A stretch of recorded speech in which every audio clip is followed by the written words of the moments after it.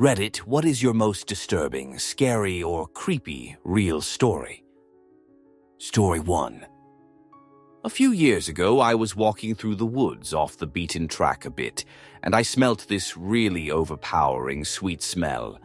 Being nosy, I pulled back the undergrowth to have a look and found a dead body. The guy had clearly been there a while and wasn't looking great, all swollen and green and black with various runny bits. The local wildlife had also been dining well for a few days. I called the police, who told me to wait with the body until they arrived.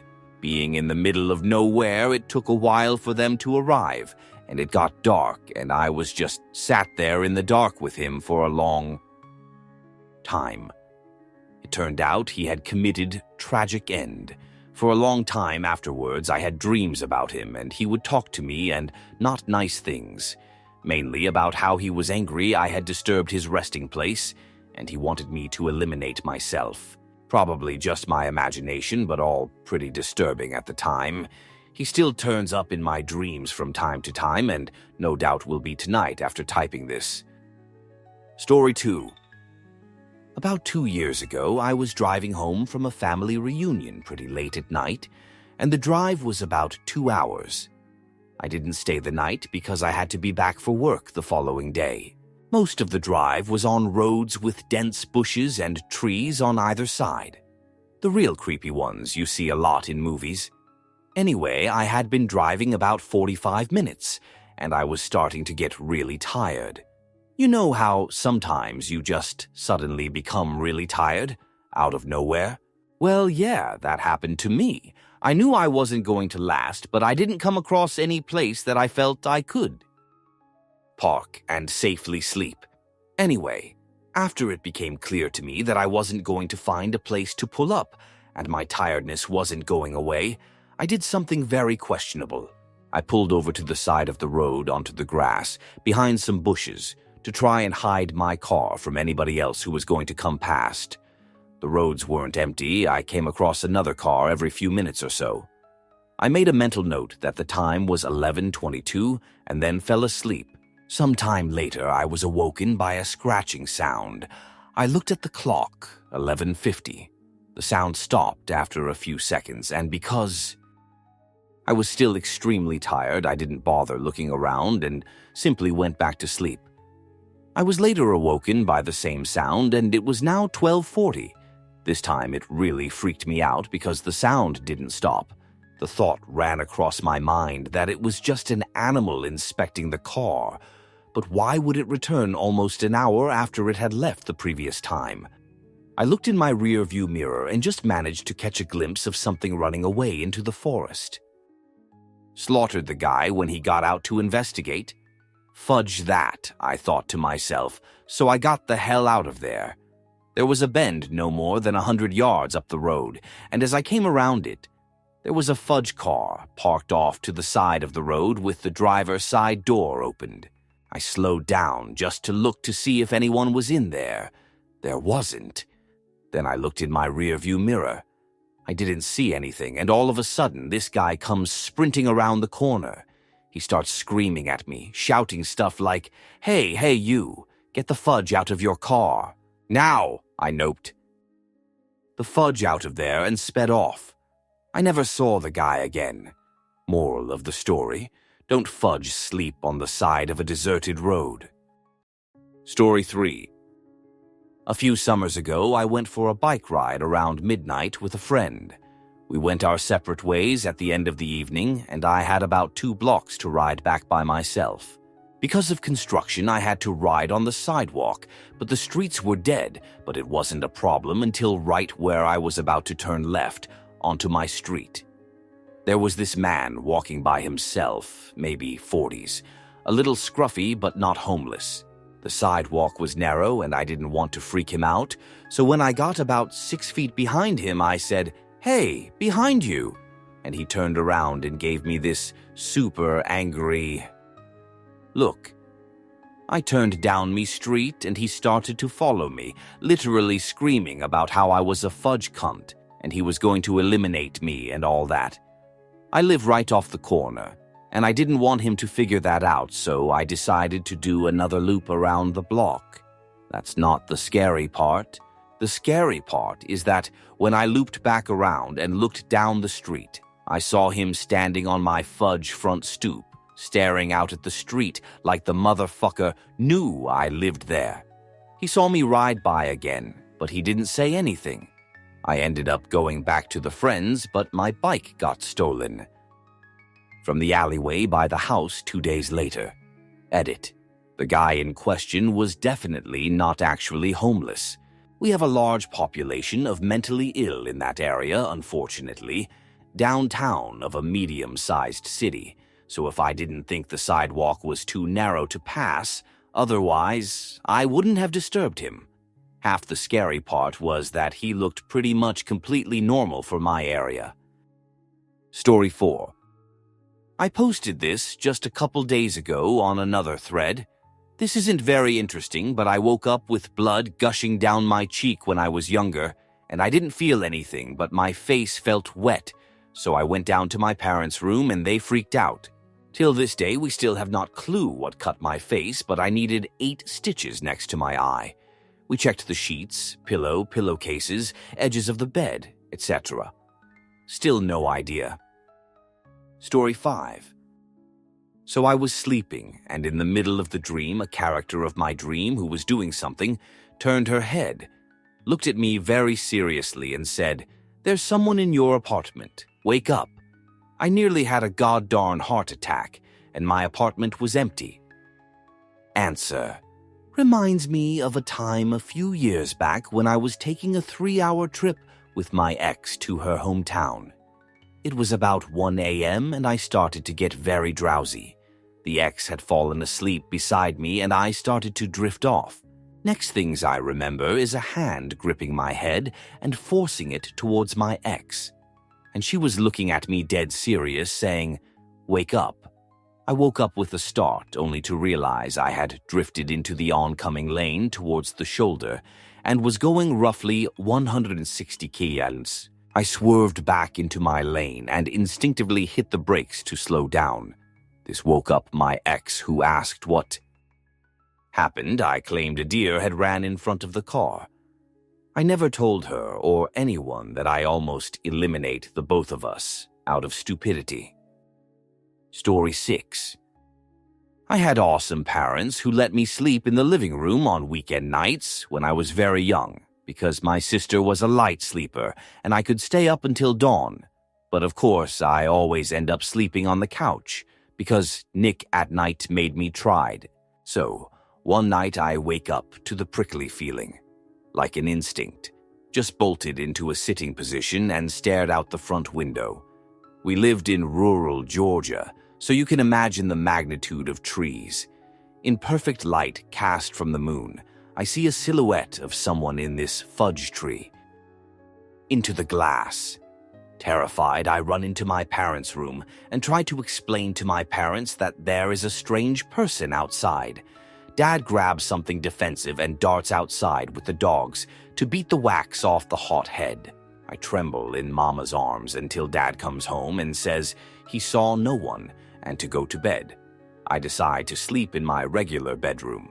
I fill in my sister in as to what happened. Dad is making regular rounds in the house with a cup of coffee.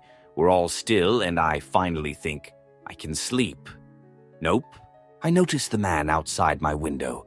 From what I can see in the moonlight, he gives me a shush signal and runs away. Just turns around to run a straight line away. I swear I couldn't stop crying for what felt like hours. Answer. You just reminded me of a strange thing that happened when I was little. My brother, I were both under 7 years old, he maybe 4, and I 6.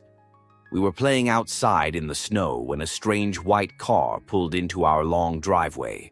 This was uncommon since our driveway was hidden. The window rolls down, a man with short hair and goatee pulls up a camera and takes our picture. Then he rolls up the window and drives away. Never had any closure or follow-up on that situation, but it freaked my mom out so bad. Story 7. When I was a young child, I had the same dream every night, for years about drowning when a huge wave swept over me and I sank to the bottom. Years later, I had a temp job delivering mail one summer during college. I saw this old lady sitting on a front porch waiting for me. When I got up there, she looked at me and said in a foreign accent, "You drowned when Oceania sank beneath the waves." Freaked me out. Answer: a lot of people here on Reddit say that past lives are bullshit, but I believe truly that is what has to do with your experience. Have you ever seen yourself in a dream, or do you just see through your eyes? I do both, and one night I had a dream that I was a servant. Red hair, pale skin, must have been in Ireland or something. But as I looked on this woman, it felt no different than when I see myself in a dream. I knew it was me. I had a green dress on and could somehow tell that I wasn't supposed to be wearing it because it belonged to someone else.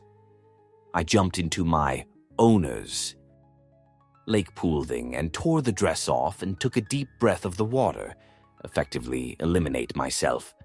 But it felt so peaceful, like I was relieved instead of scared. I must have had a shoot life back then. Weird, man. Story 8. My house sits farther back in the lot than most other houses. It is a strange layout as well. The sidewalk runs the length of the living room and ends at the front porch, which lets into the living room.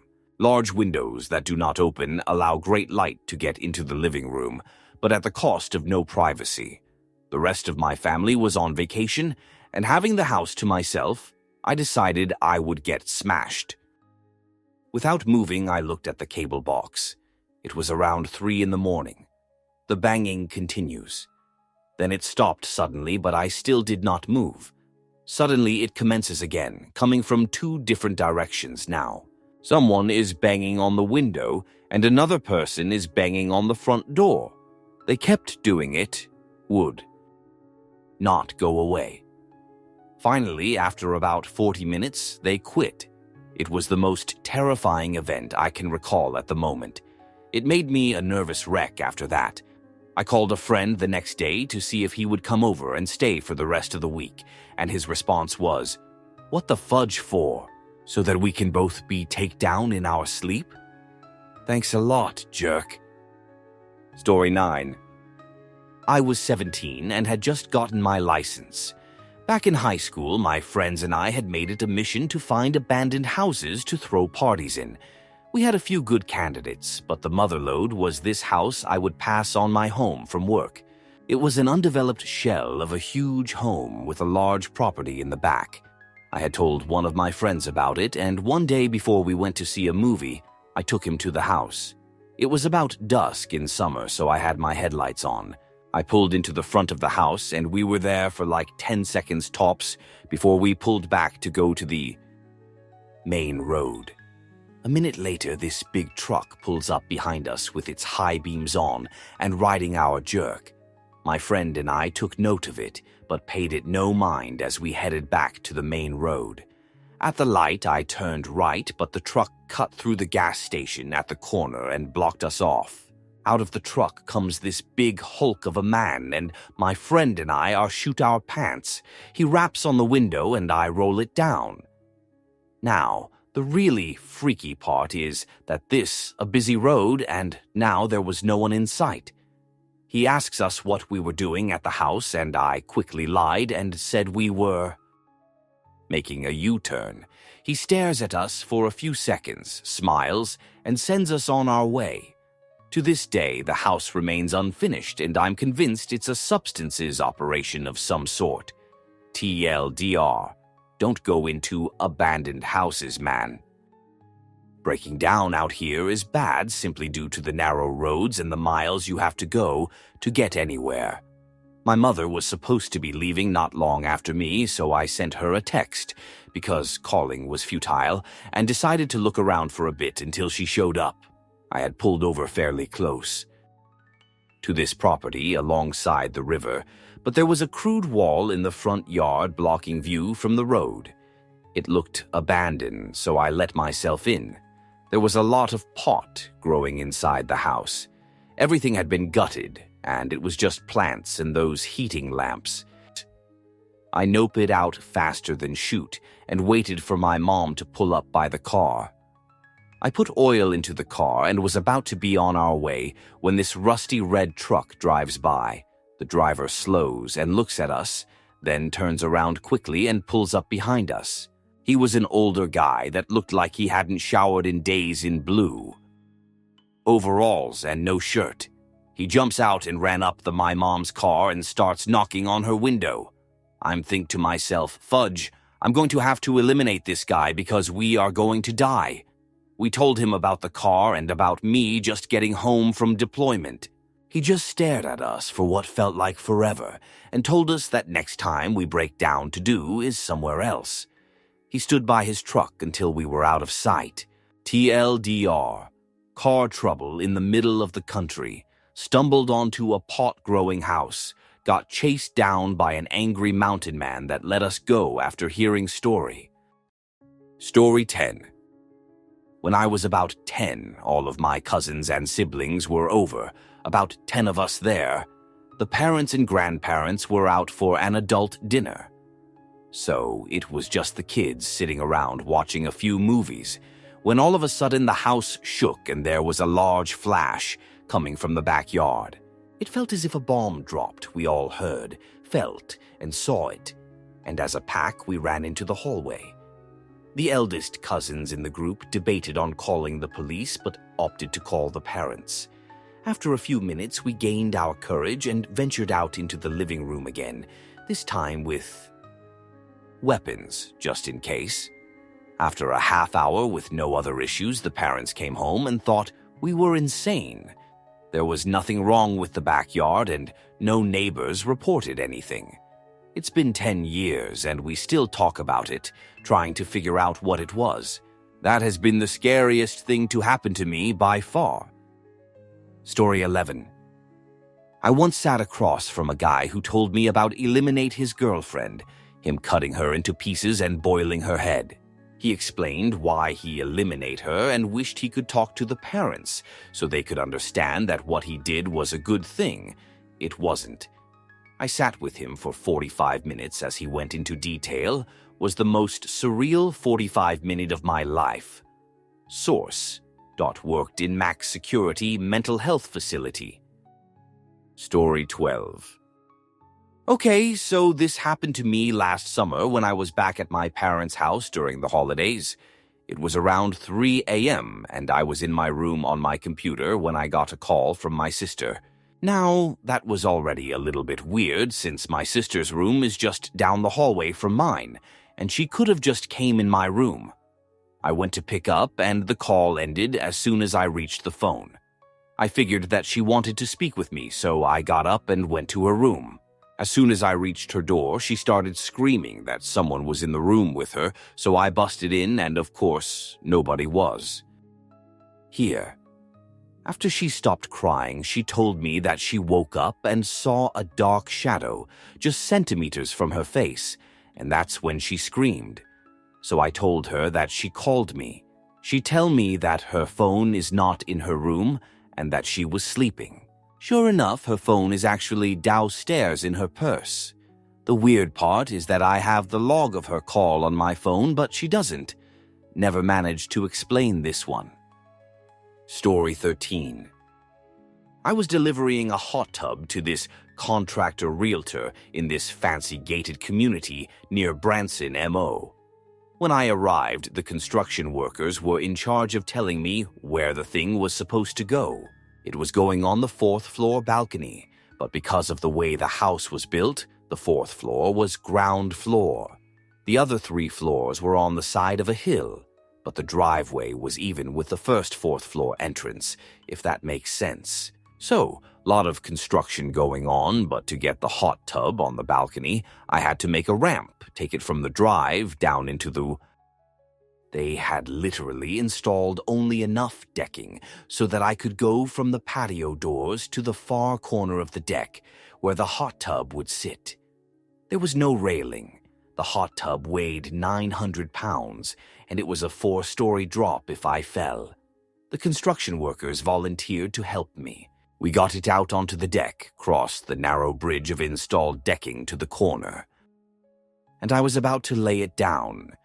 You move these on a dolly while the hot tub is on its edge for clarification. Laying it down isn't that hard. You tilt it, bring it down to your lap, grab the strap securing it to the dolly, and lower it to the deck.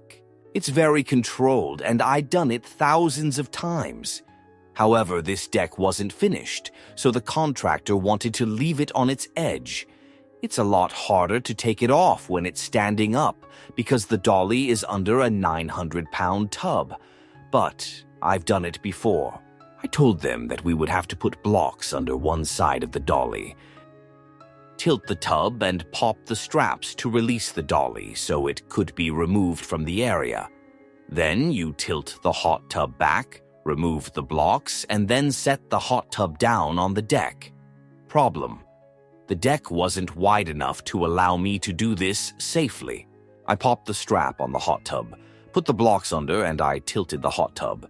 But that put me with my feet 4 inches from the edge of the deck, with nothing but 4 stories of air behind me. We were able to free the dolly on one side, but not the other. The hot tub had to be leaned over further toward me. I tell everyone to freeze, and they do. I didn't want anyone messing with it because I had to shift my feet back 5 inches so my heels were off the deck. I'm freaking out, but it's all going smooth. I have a construction worker on each side of me helping support the tub.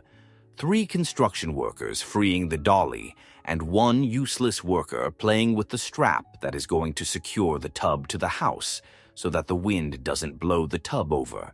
We are inches from having the dolly freed when one of the construction workers freeing the dolly gets impatient and kicks the corner of the tub to dislodge it from the dolly. It works for him, but unfortunately for me, I didn't have my feet set yet. I shout that I'm falling.